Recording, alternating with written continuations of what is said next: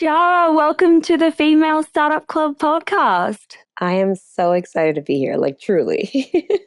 Oh my gosh, I am so excited to be here. I was just saying before we started recording that I have been hype girling you and watching you like grow this business, for what feels like years for me. And I'm so excited to be now here and listening to your story and asking you the 700 million questions that I have on my list. I love that so much. And it just reminds me the power of the internet because, like, you can be on the other side of the world and someone is connected to your story somehow. And here we are. So it's so beautiful, these moments. So thank you for having me. I'm so excited. Let's jump in. Let's jump in. Actually, you know what I was going to say first of all is I was just looking on your website and your Instagram and I saw you launched the Pink Cell. And Ugh, obviously, as a pink obsessed person myself, I wanted to say a big congratulations because it looks so cool and so beautiful. thank you. Thank you so much. Yes, Pink Cell is out and it's named after there's like this mysteriously pink, not mysterious, there's science to it, but mysteriously pink lake back in Senegal, where I'm from. It's really from the salt and the minerals, but when you look at it, it's like this big pink lake and it's so beautiful. And I've always been so inspired by it. So it's giving that beautiful flush, but a little bit of a hot pink, a little dare, bold. It works on every complexion, is just truly lovely and the same award-winning formula that we're able to present this new shade now. So I'm excited. Thank you. Today's launch day. Oh my God, today's launch day. Oh, double congrats. Super cool. Yeah. I didn't realize it was like today. Wow. Okay, so how did it go? It's good so far. I need to go to Shopify to make sure. This was one of the campaigns where I was a little bit more hands off, that the team is growing and they're kind of like now adapting to the kind of taste that I like. So it was really exciting to kind of let them fly a little bit, and it just turned out so beautiful. So that in itself was a success. Yes, I'm going to like even circle back to this when we get a little bit further into the episode and we start getting into marketing because I want to understand, Mm. how you launch a new product and like what that looks like for you, what that looks like for your team. So we can get a bit of a blueprint there. But I want to kind of start, I don't want to get ahead of myself because I usually do this where I'm like, oh, let's go over here and then let's jump over there. And then I'm like, wait a second, let's just go back to the beginning. And All I want to right. understand, what you were doing before you started the brand, what was going on. I feel like I was reading articles that, you were dreaming about this business from 2014. You've always been into beauty. So where do you want to start kind of your story? Man. Oh, that's such a good question. And I think that it's so funny because I think as creators and, entrepreneurs, like just like nascent entrepreneurs, like you just have this itch whenever like you're that student in class that probably talked too much, that probably was doodling a little bit more than the others. And I think that for me, that was me. I was always thinking about like, how do I travel? I want to go somewhere. I want to do something very adventurous kind of growing up. And, I was born and raised in Harlem, USA. And at the time, Harlem is like the mecca of all things like Black history and Pan Africanism, like you everything, like the Apollo Theater is right there, like literally the place where like James Brown, Michael Jackson, Tony Braxton like performed. And then, then my mom had the salon here, and then I just was always around it, kind of just pulsating around. And I would go after school, to my mom's job, and I would be very bored and very annoyed. I'm like, oh, I wish I didn't want to go home. But while I was there, I was always like picking up the magazines at the hair salon and kind of doodling and, mood boarding, and just always a dreamer. I just always loved the idea of just kind of escapism through beauty. So that kind of was always my DNA and was always a part of like who I was. Um, then I just kept growing up and exploring. And then, I went to Syracuse University and I studied English. And I'm like, what the heck am I going to do with an English major? So I came back to New York City. I did not want to be an English teacher, but it was the art of storytelling and the use of language and being able to kind of paint pictures with words. And I would come back. I started on PR a little bit in fashion, but I made my way back into beauty, and I worked at a pro makeup artistry brand called Temp2. They are like a wild brand that introduced me to the world of, again, like consumer goods in general, but like pro makeup artists, like their mindsets are completely different. The color theory, shades, complexion, HD versus airbrush, all that thing. So I got a foundation of like makeup world. I would be there for a little bit working directly with the CMO, which was so cool to have that direct access. And then I would quote unquote graduate to work at L'Oreal, like every beauty marketer does. So I went to L'Oreal Paris. I was there. Everyone, rose into this world. So I was there working at L'Oreal Paris doing social media marketing.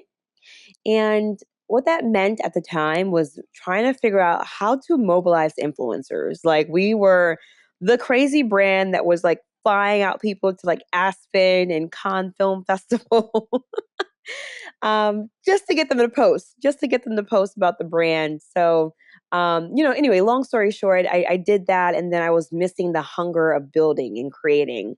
So I kind of left with like no very strong plan B. I was like, I'll figure it out. And figuring it out, ended up looking at me working at Glossier. So I did a very sharp pivot, and I actually did product development at Glossier. And for those listening that don't know, product development is essentially creating the gunk, like the product and working with the packaging team. It was a 360 kind of hands on deck team approach where art was involved in like formula and going out to literally Arizona to create like bubble wrap and eye cream. It was the coolest job and the most difficult job ever because I had never had that expertise. I was learning on the job. I was running with the wolves.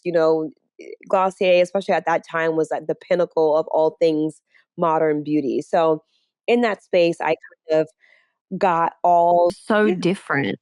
absolutely, especially coming from L'Oreal, you know? But yeah, to your point though, it was very fresh and new, especially coming from L'Oreal where everything took like 3 years to come to fruition. This was like 6 months and it was like in the market.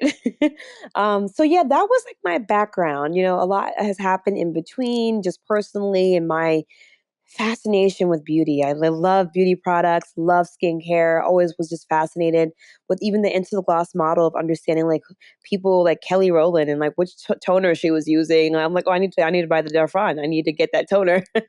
I'm interested in that kind of area. I want to like zoom in here for a moment to this Glossier kind of part of the story because, you came from this background in social media and marketing and influencers, and then kind of if you were thinking about it from an outside perspective, you would think that you'd go into social media and marketing and everything with Glossier, but then you've taken this pivot and you've gone into product development and innovation there. And I'm like, how did that happen? And like, what was the turning point for you to go into product development and innovation? Oh, I love that question.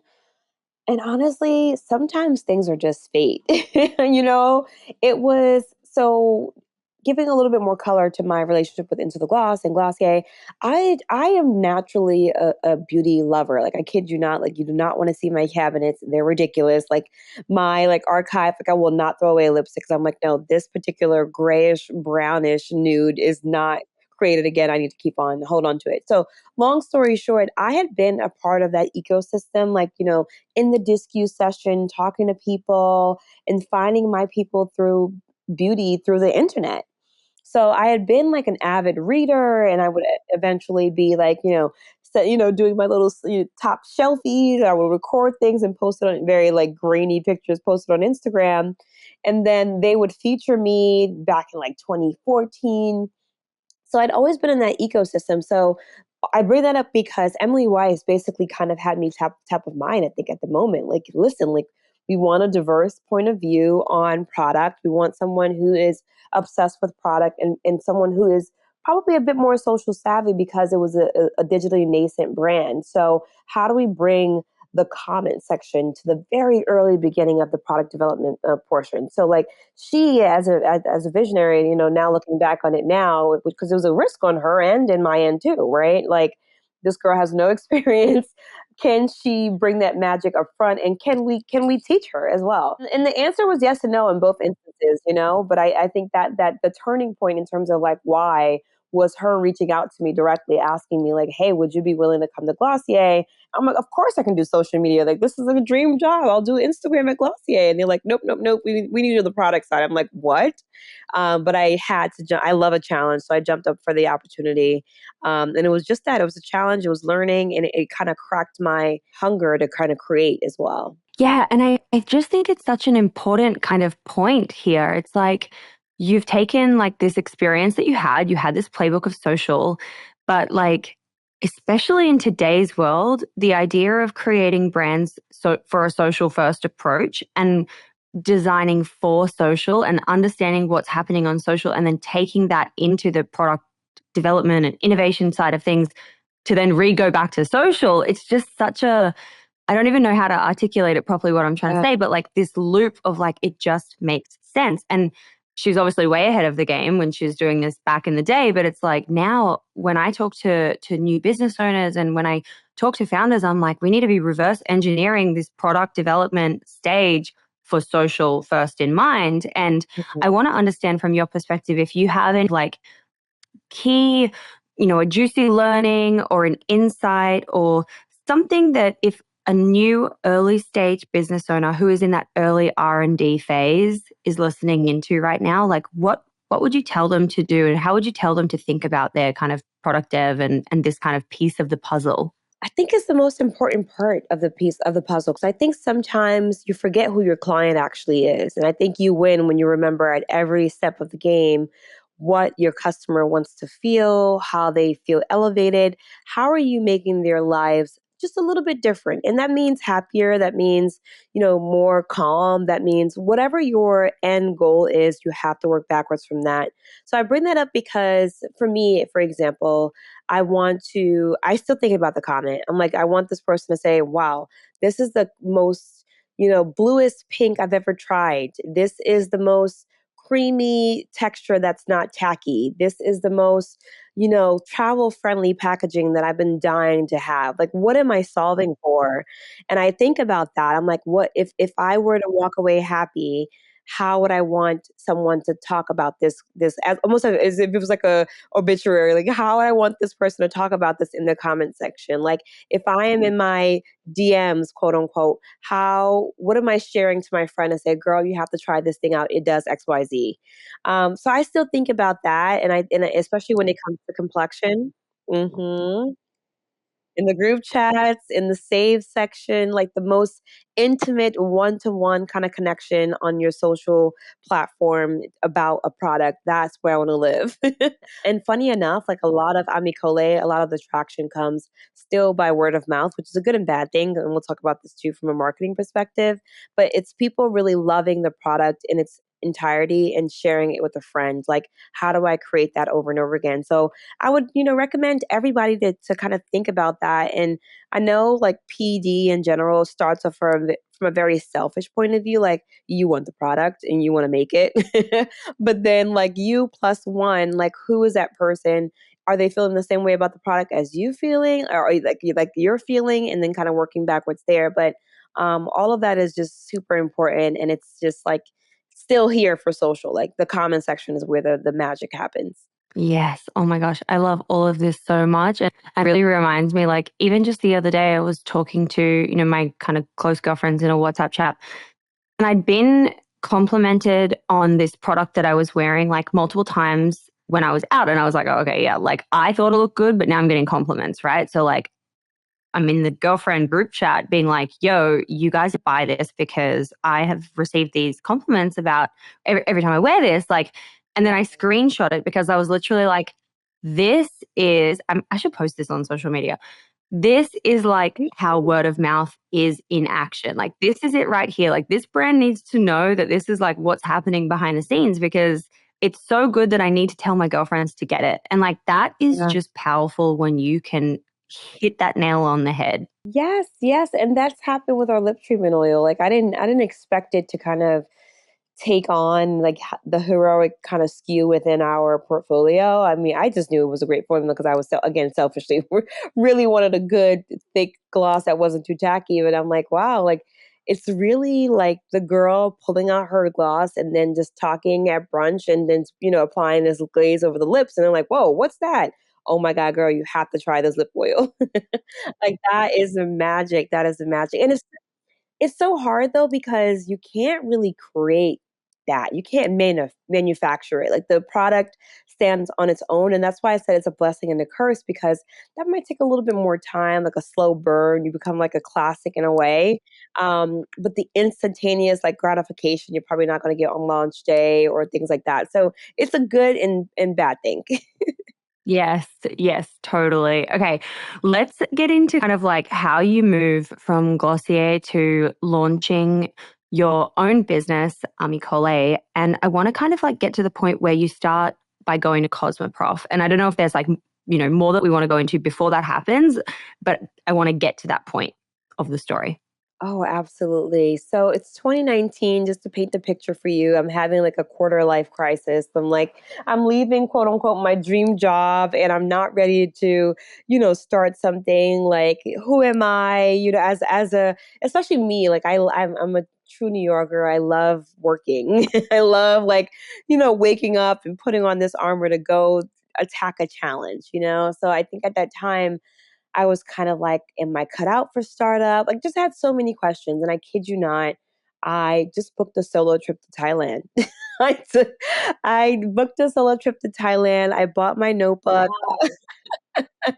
I bought my notebook. I bought my just very bare minimum, and I just spent every single day asking myself the question like, if the sky truly was the limit, what would you do? What would you do? If no one gave you, any parameters or guardrails, like what would you create?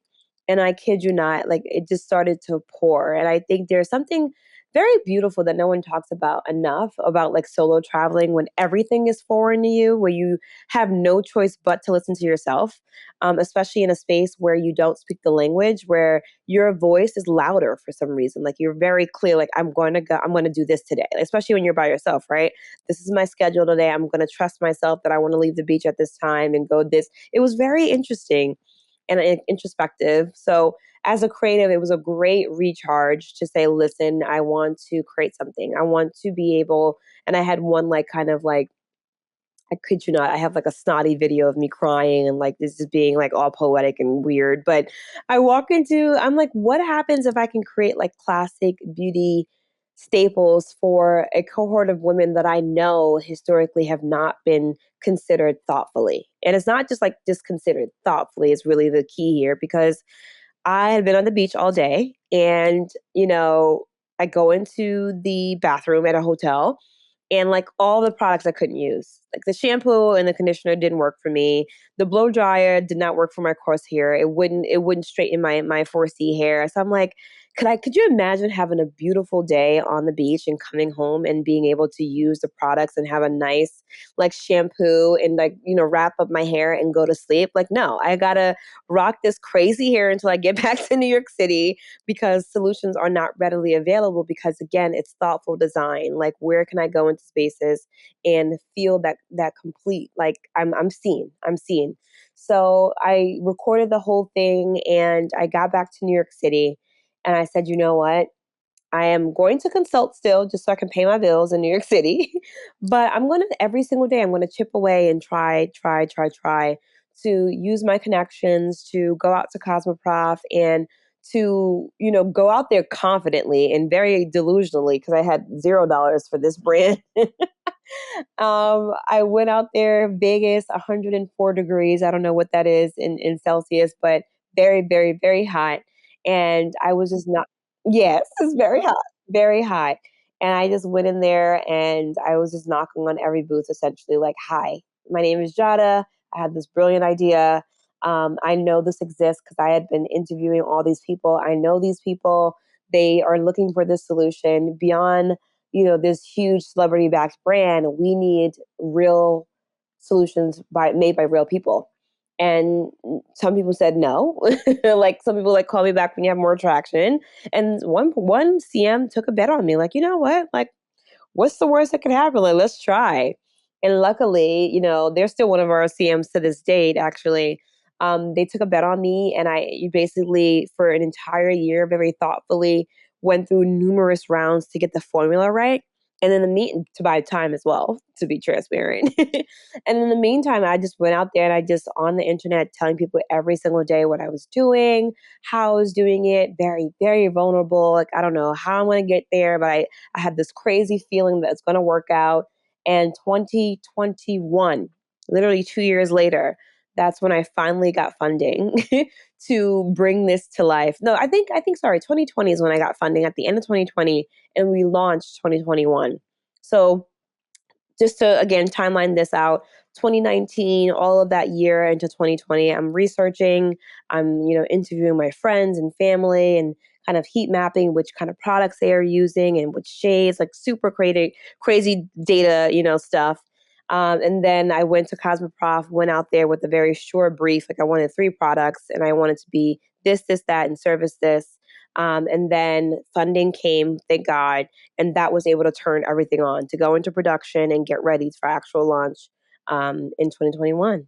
Oh my gosh. Wow. So cool. I have so many questions. Let me think where I want to start with this. I want to like with Cosmoprof, when you went there and you're talking to this contract manufacturer who's been like, "Yep, okay, let's try, let's do it." What does that look like in terms of, how much did you need to spend? What was the minimum orders? Like, what were the finer details of that relationship in the beginning? And then that's going to lead me into the money piece, which is like where I have, a million questions. Of course, of course.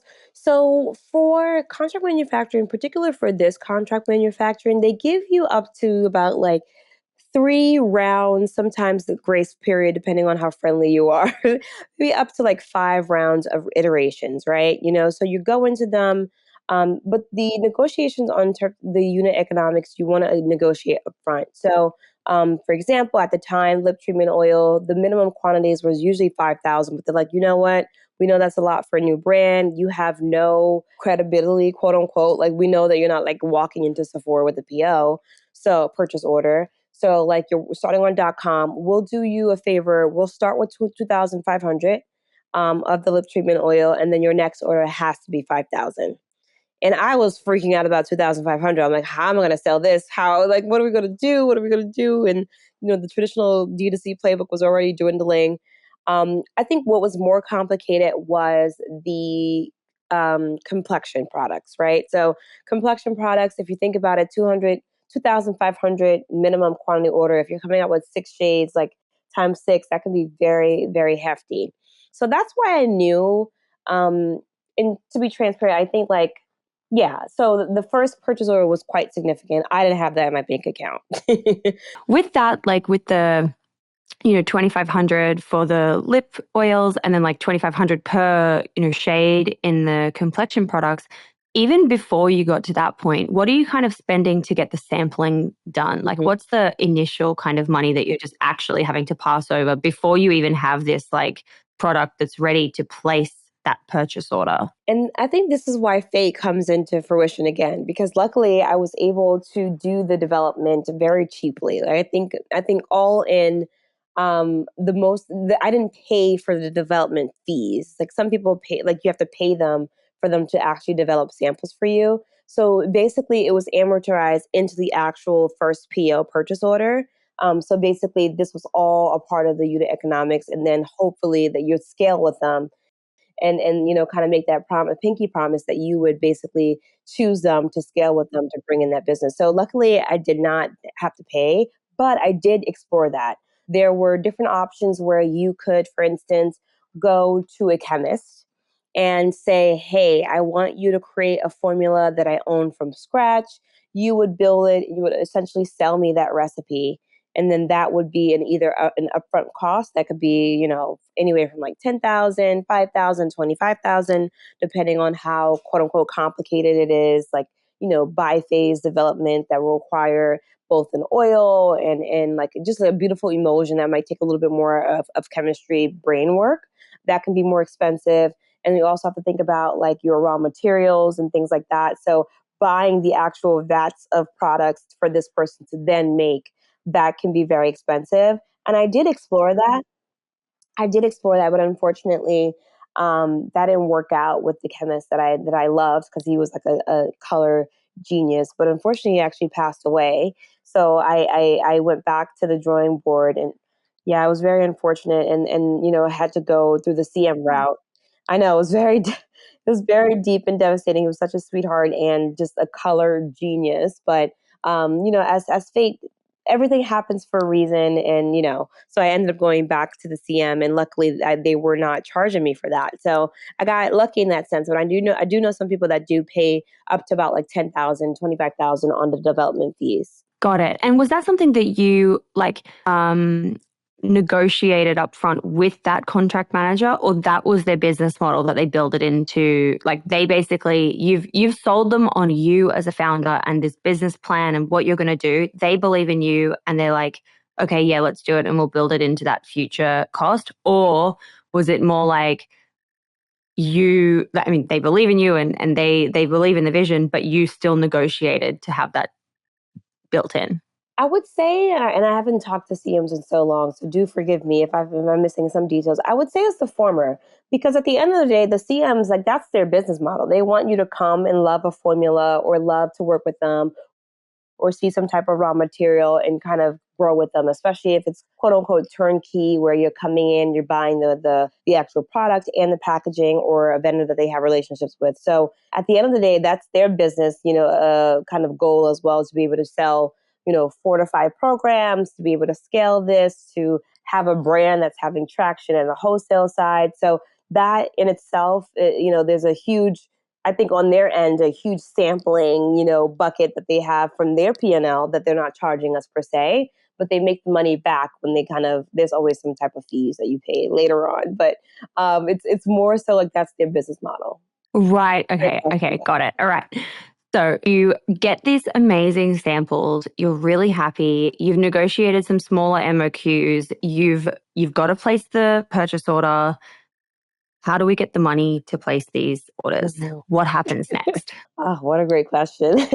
So, you know what? And again, very naively, and I think I'm just now looking back at me, because as a founder, you kind of like, you watch yourself grow as a human being as well. Like I'm quite bullish. Like I'll get it done, So like, I'm a dreamer. I really do believe in manifestation. So a lot of my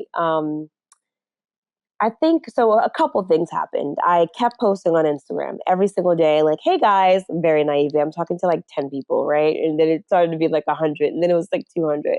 I'm like, "Hey guys, I'm building this thing. Yeah, I'm going to show you what I've been doing." And luckily, these people that have been following me, they've been following my career for a while too, just being in the beauty industry, being like adjacent to the PR world. So I think I had a little bit of a following. I don't remember exactly. It couldn't have been more than like 5,000 or 10,000, but regardless, I was on a daily check-in, and having people come in and comment and just follow my journey. But with that said, it attracted investors. So people were like, "Hey, we hear this X Glossier human is creating something new." Like, it's so funny now looking back at it. Like, Glossier has definitely been a brand of like incubation in terms of like new products and new businesses.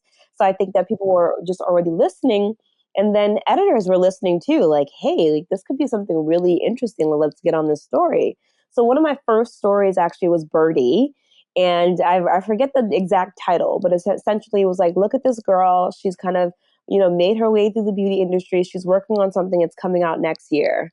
And that article had like tons of views and clicks, and people were just so keen and curious to understand, like, what was I building, how was I building it, what, and who was I, to do that. So I think that, interestingly enough, like, your career is never in vain, because I wasn't a big fan of PR, but I was very appreciative of the way editors worked and pitched stories. And sometimes I just pitch myself like, "Hi, I'm working on this thing. I would love for, I don't even have a website yet, but could you kind of link to my wait list and have people wait there, or and have them follow my Instagram? But I'm on to something. I have this like beautiful idea, and here are some samples. You can play around with it, and you're getting the exclusive before it drops. It's going to be a big drop." Like, I just kept teeing it up, and that Birdie article really kind of carried me through. I had a couple of, you know people like reaching out to me and like, asking just from a PR front. So there was a little bit of a marketing churn. Thank God, again, with my background, I knew how to turn a little bit to be able to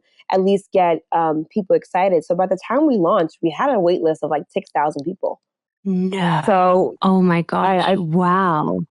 I promise you. So whenever I did like a panel and they couldn't pay me, I'm like, okay, you can't pay me, but is there a way that you can have your audience opt into my wait list so that they can be, the first to know about this product when it launched? So that I would barter myself wherever I would go to say, hey, the most expensive currency that I have right now is an email. So how do I get an email? How do I do a wait list, or how do I get, how do I produce I did this actually, like it was like a beautiful like giveaway with like multi-branded, and I didn't have any products yet. And like, hey Jada, you want to join this giveaway? I'm like, I don't have nothing to sell yet.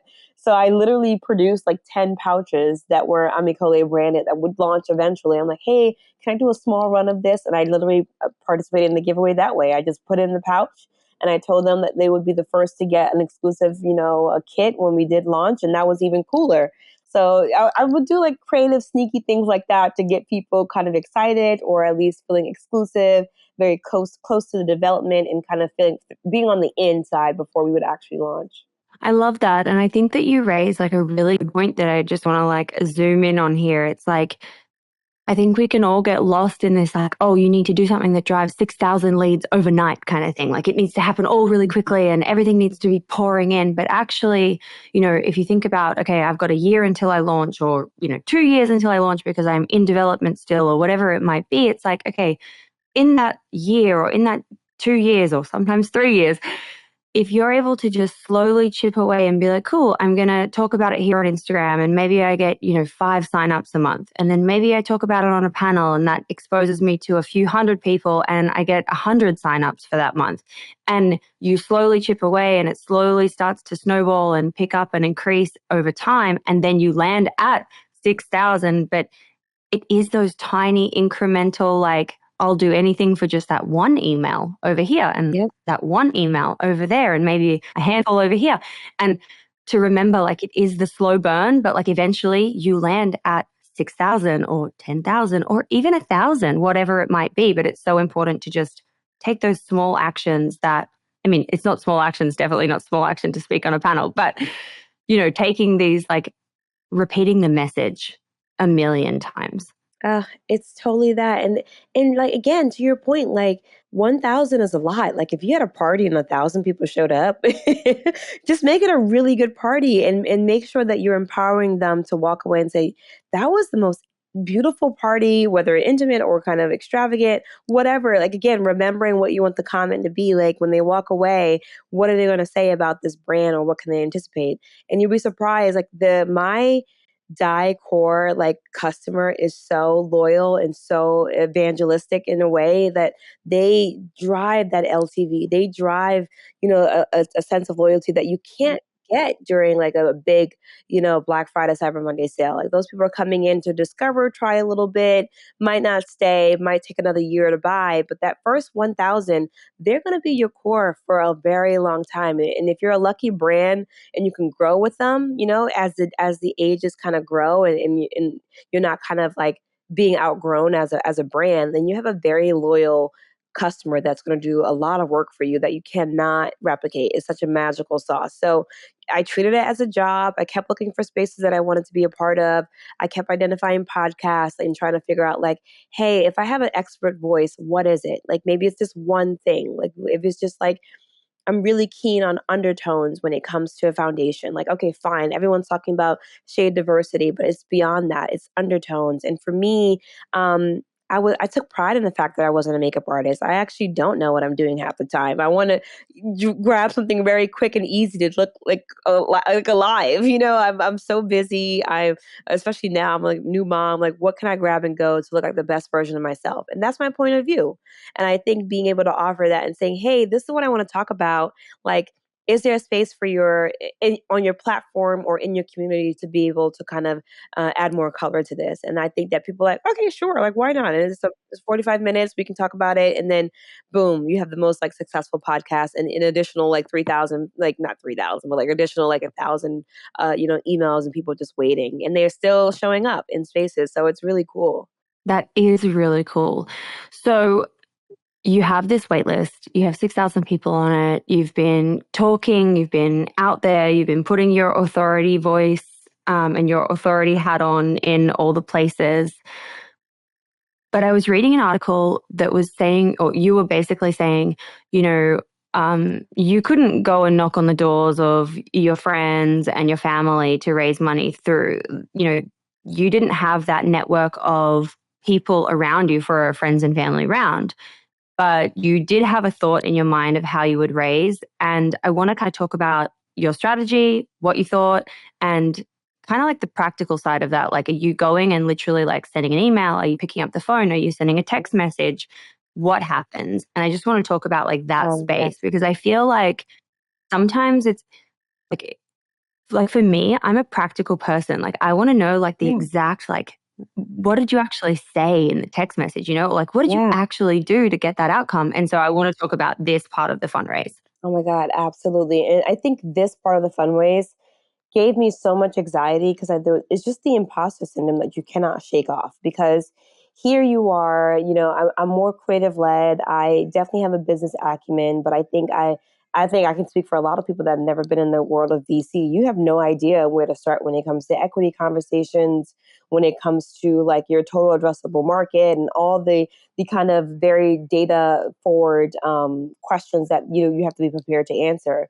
So to start, I think I got lucky because I think around that time I had other founder friends that were also fundraising and starting brands. Like I had massive, like almost daily calls with like people like Mesa from the Behave, Candy, and Alameda from Topicals, and Neva from Bread. We were all fundraising at the same time, so we were always sharing notes like talk to this investor, do this with this investor. But I think the first very practical and tactical step is to get that pitch right. That is really working on a deck, concise, especially when you're pre-market, like which is even harder, right? Like you're saying like, hey, this is the problem. I know this is a problem. I've personally experienced it. I'm the person for this job because you're kind of pitching like your job to someone, right? I know I'm the person for this job.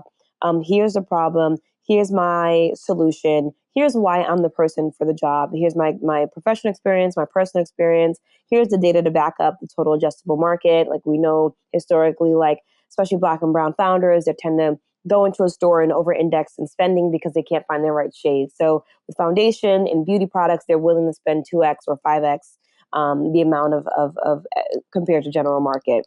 Knowing where she shops, knowing a little bit more of her demographic, and essentially, how are you going to do this? So I think for investors, they want to see a little amount of work possible. Like they want to just give you money when the idea is already ripe and ready to go. So I essentially had this deck that took, oh my God, crazy amount of work. Again, like being able to story tell. I'm such a lofty, wordsy person. I had so many words on the deck, like, whoa, this is too much, get more concise. And that was through like my friends and my friends of friends being able to kind of edit down. And then I had my samples, and then I would go in and I said, hey, like, Mava, who do you know? And Mesa, like, who do you know? Who have you pitched? And then their first feedback to me is like, hey, can you, number one, create a blurb for me, introducing yourself, introducing what you're working on and how much you're raising? So I would do that. And then they would forward over to their network. I would go into my network to understand, like, for instance, all right, cool. I worked at Glossier. Who the hell at Glossier might have some extra dollars to be able to spend on this? Like, I literally went back to my very first boss, literally Rebecca Minkoff herself. I'm like, hi, Rebecca, it's been 17 years basically since I worked for you. You've been very, instrumental in my, ideation of being a female founder. And I'm working on this amazing thing. I would love for you to be a part of this journey with me. And she cut me a check. And it could be like, the smallest check in the world, but it's that traction that people really love to see when it comes to fundraising money. So, What was the minimum kind of amount that you are asking for? Because I think that like yeah. when we hear like raising money, you're kind of thinking like, oh, everyone's putting in, or you could think in your mind like 50,000 or they're putting in 500,000, but actually Mhm. like an angel check or a small check can be really, really $1,000 or $2,000. So Literally. what was the minimum that you were asking for? Yeah, absolutely. I think the smallest check that I took at that time was about 2,500.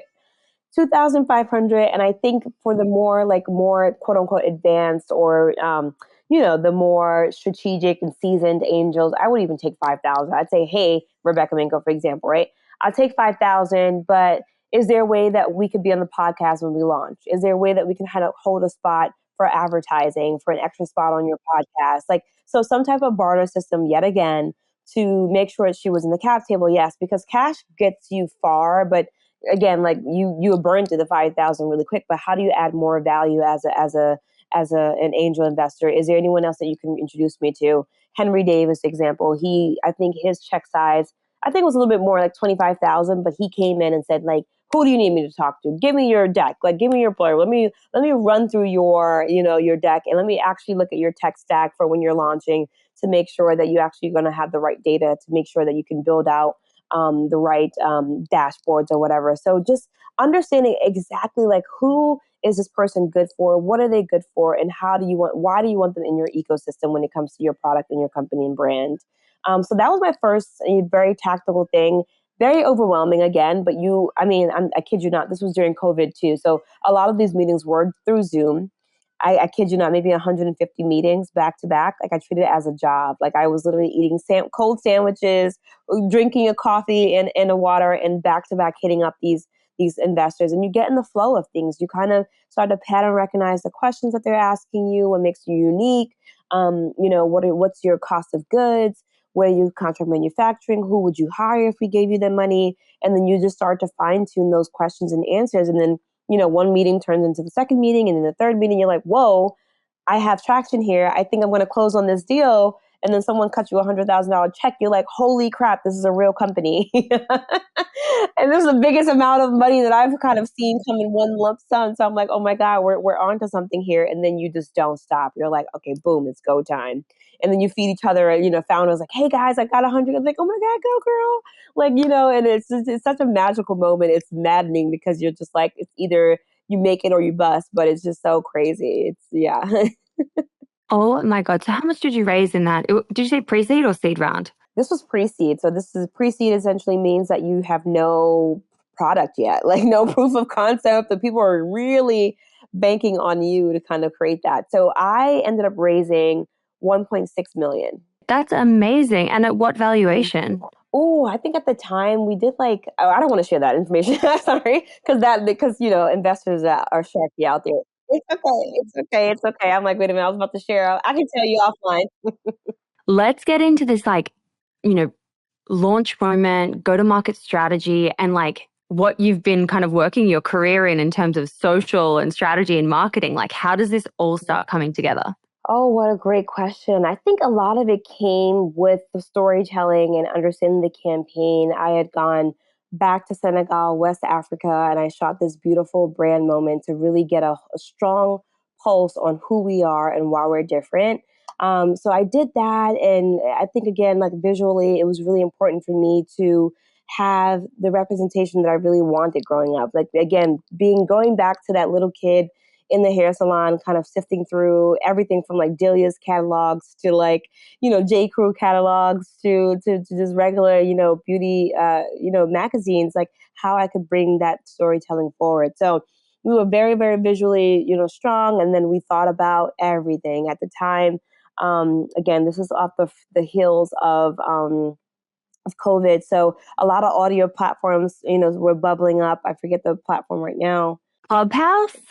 Clubhouse. Oh my goodness. Yes. So we were looking at traditional, like non-traditional.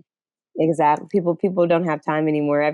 We knew this was going to happen. We knew that Clubhouse was going to bubble and explode once people left outside. But at the time, we were thinking about like audio forward. We had a podcast placement that was super rich. We had a lot of Clubhouse kind of popping in and kind of talking about the product and talking about the brand. Beauty Clubhouse that came from literally from Clubhouse is now an IRL beauty community is super rich and kind of fruitful. So I was thinking about niche pockets of the world that I could be able to infiltrate this story, right? Just thinking about the Harlem world, thinking about Pan-Africanism, thinking about like which platform. And for us, it ended up being audio at the time. Still had a very, very strong PR angle as well to really get the story out there and again, understand why. And I think also understanding like what the product was about, like being in front of the editors and just beyond the brand, the products are super amazing, trying them out. So we had a crazy robust desk side schedule back to back for like a week, talking to editors, maybe up to like 20 editors a day, telling them exactly what the brand was, with a PR agent that we actually still have to this day. Social. So we had a lot of, big social push again. Now you have to, remember too, everyone was excited because it's been 2 years now of me talking about this brand. So finally it came and it was D-Day. And I mean, the audience showed up and everyone was there and really excited. So again, we focused on social storytelling. We were D2C, so we got a lot of traction straight back to the website. Press was really, really important for us getting that out there. We didn't really invest, quote unquote, into influencer marketing because our budget didn't allow at the time. But a lot of it was organic. We just had we had very organic, beautiful, mailers that we sent out with very handwritten notes. It just felt really special. Felt really special. So we got back to the one-on-one of marketing, focusing on specific channels with the bandwidth that we had. At the time, the team was about 3, excluding our head of PR, but we had a head of brand, which again was super critical at the time with the visuals and the collateral, the website, packaging, etc.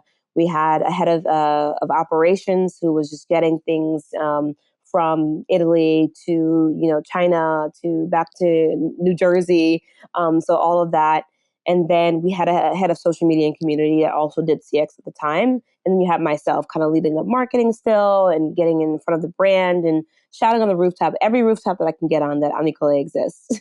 Do you remember if there were any like kind of moments within all of that that felt like it was a needle shifter, like something that you were like, oh, this is a pivotal moment where I can sense that we've okay, we've found product market fit, or something that's happened that kind of like really started to snowball the effect? Yeah. Oh, what a great question. In the beginning, I think people were just so gracious. They were so happy to see us win. Like, you know what I mean? Like, I think we blew out like our first month of sale, like productions in like the first day. It was a very, very strong launch. And to this day, we have not been able to replicate that launch day. So I think that we had a very strong product market fit because again, I think the brand story of it, the humanness of it as well. I'm not like a celebrity. I'm just someone who kind of worked hard, through the corporate ladders. And I've been a person that worked at Sephora as a cast member and just a beauty lover. So I think that again, it's hard to say a moment. I will say like May 17, 2021 was so special. Like my friends, like at the time were living all over, the United States. One flew in from like LA, another from Philly, another one from, at the time, I think she was also in Philadelphia. They all came in my house and we celebrated. And it was just such an exhale moment. Like I was just so happy that we launched, again, COVID and the ports were all jammed up and the marketing and the stickers and that, all the things. I'm like, okay, it's finally a package that is out to the consumer. And when you start to see it online and people like actually posting their packaging and unboxing is like the craziest, most unreal moment ever. And you can never relive that. And I think that as founders, we always rush to the next goalpost. But I think retrospectively, like I'm happy that I spent some time like loving that time because I knew again that it was a fleeting, not fleeting moment, but truly a fleeting moment. But yeah, anyway, long story short, and very ineloquently saying that it's just so many moments that just overwhelms you. You don't know what to say. Absolutely. And I love that idea of like, yeah, celebrating these moments as you go, because it is easy to just get in that state of inertia where you're just like, okay, next. I've got this next goal and the next goal and the next goal. Whereas like you need to really stop and be like, this is awesome. I need to pat myself on the back here.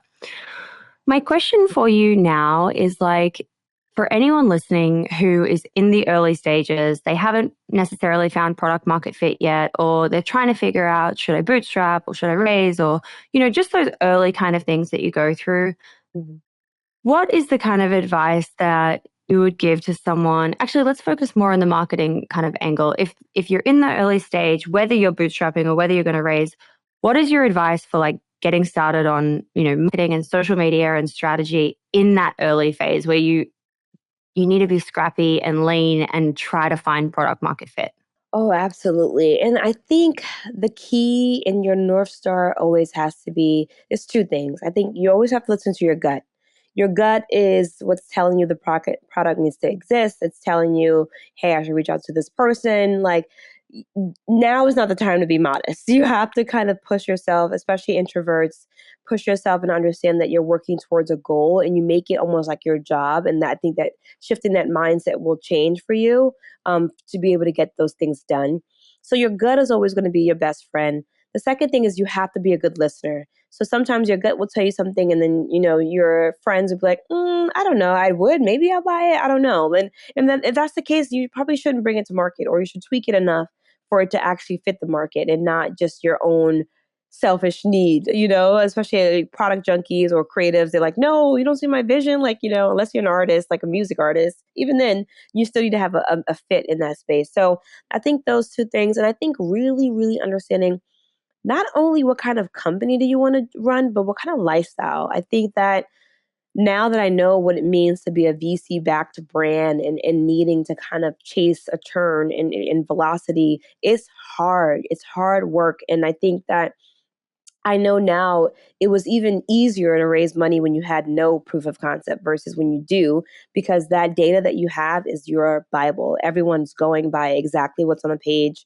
Context is kind of subjective, and some people just want to see a hardcore P&L.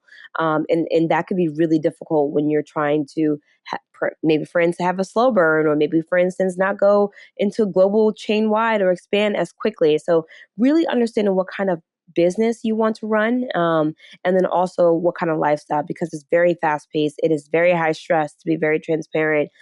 If you're thinking about starting a family, for instance, like you have to be willing to quote unquote juggle it all or have a plan for it, because they're not separate. They're definitely like dependent on each other. Like you are the founder, you are the mom, you are the leader, so it doesn't change. So you have to be able to understand if you're ready for that. And if you're not, even better that you know that answer, right? It's just a matter of like, now, am I going to create a product and self fund it and have it fund itself?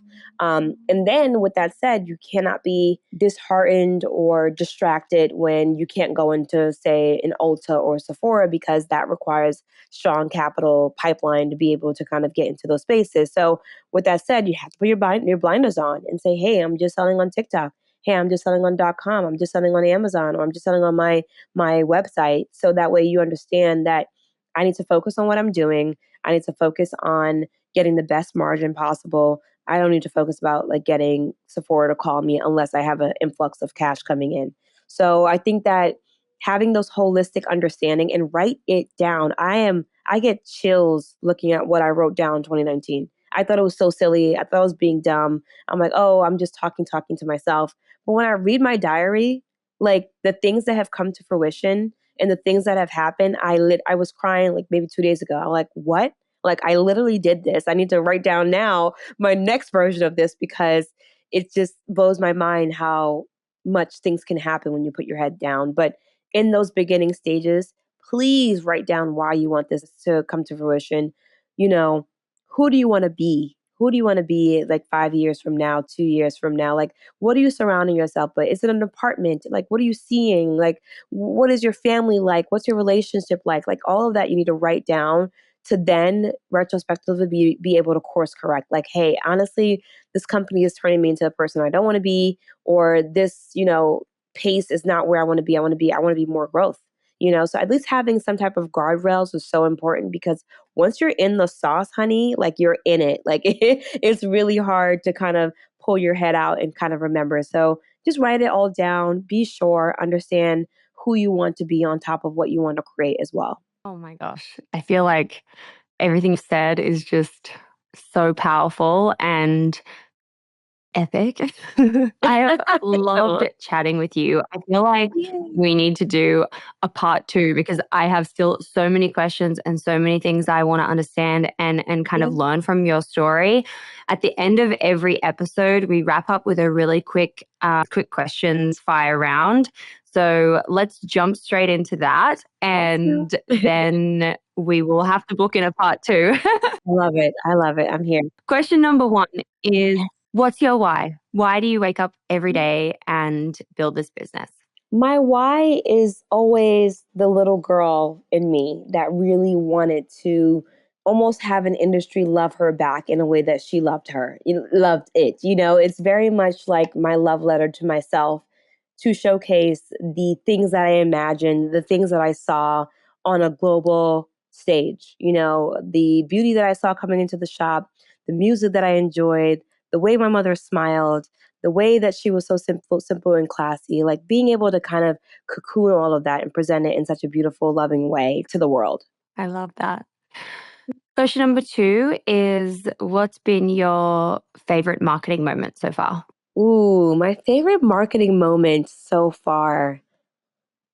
I think that we had a very beautiful segment on the Today Show that not only talked about the product but also the brand, and I think that was a big homage to my mother. We named the company after my mom and the brand after my mother. So for her to see something in her language, like she watched the daytime TV, so for it to be on her screen, she was like very much like shocked because she's like, "Wait, you have a job and is actually doing well? Like, what's going on?" So I think that was a huge marketing moment for us, and it resulted in great sales too. What is your go-to business resource? Where are you learning or listening and kind of upskilling? My founder friends, always. They are in the fire with me. Things are, constantly changing like Spitfire. So I think having the tactical advice from my peers has been like the ultimate like unlock for me. Question number four, how do you win the day? Do you have any rituals that keep you going? So right now I'm in the thick of things. I have two kids, thank God, but I have two under two, and my ritual or my winning end of day is like, kind of crossing out a lot of my checklist right now, because I'm in the thick of like fundraising and all the crazy things. But being in the bathroom, locking the door, having my baby go to sleep, and just like taking off the day, like whether that's a shower or like a good uncleanse and like skincare ritual, like that makes me really happy. I think on a tactical moment, just having, just kind of like seeing the team go, it's really rewarding to have your vision be able to be translated into action, and kind of like watching something come from start to finish. And it happens at least once a day where you see like, oh my God, yes, it landed. So amongst the craziness, amongst the losses, the wins, on the team side always make me feel really good. And question number five is, what's been your worst money mistake and how much did it cost you? Ooh, what a great question. The worst money mistake. The worst money mistake that I've made was actually a very tricky app on Shopify. So I love Shop app, but unfortunately they had like a beta that, it didn't mark up the promotions correctly on Shopify. So it came in not as revenue. They kind of credit you back. It was a very weird kind of masky way to market, but it ended up kind of skewing one of our months. We're like, what? Like, how is this month so phenomenal? Come to find out, it was a very, very tricky fine print app on shop app that was, it cost us some money. It cost us like $50,000, and luckily we were able to retrieve like 21 of it. But it was a very expensive marketing campaign that we did not opt into. So luckily we were able to retrieve some of it, but it was very expensive. And the second one was not being able to, people can be really tricky on the internet, right? So we had a gift with purchase, and people were abusing the code. So we ended up giving out way more brushes than we wanted. We gave literally like 500 brushes when it was supposed to be like maybe capped at like 50. So that was a big mistake on the team. We definitely had a postmortem to figure out like where was the loophole there and how was the code abused. But it was very much like tactical, kind of marketing approaches that we're trying to constantly crack to get, gift for purchase sounds very healthy, like, opting into a new, cash reward system, but it all costs something. So be careful or test for a very short window to see cause and effect. Oh, yeah, good Mhm. learning there.